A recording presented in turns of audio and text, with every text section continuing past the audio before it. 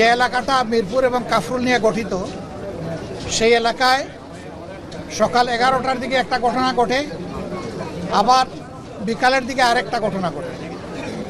দুইটা ঘটনাই জামাতে ইসলামের নারী কর্মী এবং দায়িত্বশীলদের উপরে অত্যন্ত বেদনাদায়কভাবে বিএনপির লোকেরা হামলা চালায় এবং তাদেরকে আবদ্ধ করেও রাখে। পরে আইন শৃঙ্খলা বাহিনী এবং আমাদের লোকদের উপস্থিতিতে তারা মুক্তি পান। এই জায়গাটায় তারা ক্ষান্ত হয়নি, তারা আমাদের নেতাকর্মীদের উপরে হামলা চালায় দেশীয় অস্ত্রশস্ত্র দিয়ে।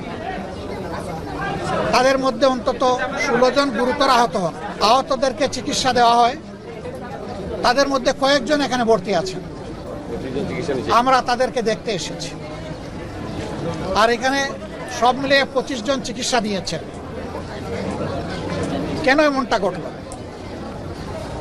নির্বাচনী প্রচারণা ইনশাল্লাহ আগামীকাল থেকে পূর্ণ উদ্যোগে শুরু হবে। আমরা দেশে একটা শান্তিপূর্ণ, একটা সুষ্ঠু নির্বাচন চাই, যেই নির্বাচনে জনমতের প্রতিফলন ঘটবে, মানুষ স্বস্তির সাথে ভোট দিতে পারবে, কোনো ভয়ভীতির পরিবেশ থাকবে না, এমন একটা নির্বাচন আমরা চাচ্ছি।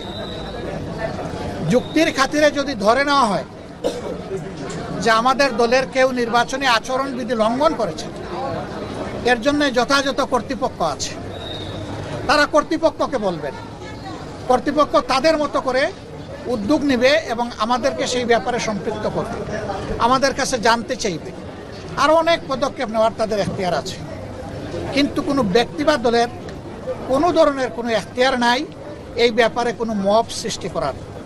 আমরা এই নোংরা মবের নিন্দা জানাই এবং আমরা দেখতে চাই যে মব যেন এখানেই শেষ হয়।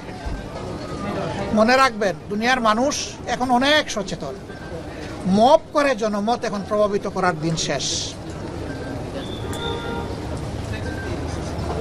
সবাই জনগণের কাছে যাবে, নিজের বক্তব্য নিয়ে যাবে, দলের অঙ্গীকার নিয়ে যাবে, নিজের চরিত্র নিয়ে যাবে, নিজের কার্যক্রম নিয়ে উপস্থিত হবে।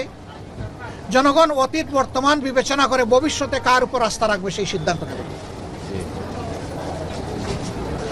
আমাদের অঙ্গীকার একেবারেই স্পষ্ট। আমরা একটা দুর্নীতি, দুঃশাসন মুক্ত, ন্যায় ইনসাফ ভিত্তিক আমরা একটা সমাজ গড়তে চাই, যেই সমাজে ফ্যাসিজম আর ফিরে আসবে না।